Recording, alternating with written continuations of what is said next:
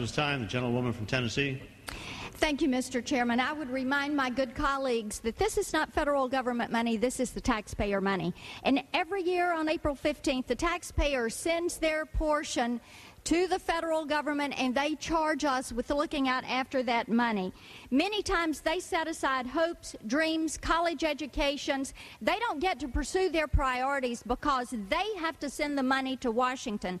And I find it absolutely incomprehensible that this body is not willing to turn to the bureaucrats that line all of these streets in these granite buildings and say, save a nickel out of the dollar. Allow our children and grandchildren to have opportunities. We have to realize, as I said, debt incurred today is opportunity denied for these children and grandchildren.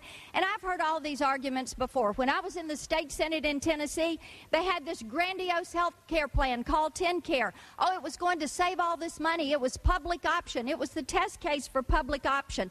It nearly bankrupted the state.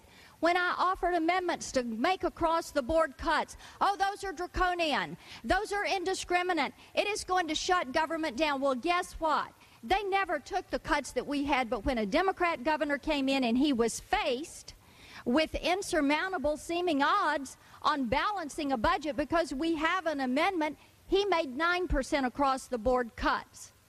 We need to do this. We need to make the hard choices of where we're going to spend this money.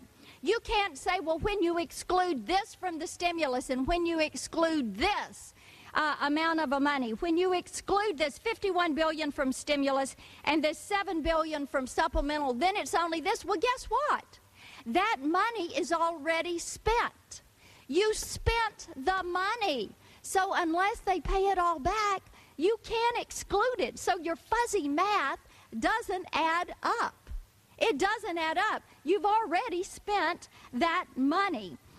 The person that is being undercut is the American taxpayer, and it is being done by the selfishness and by the greed of those who refuse to say no to a growing, out-of-control federal bureaucracy. I think it is time that we get some backbone on this spending issue.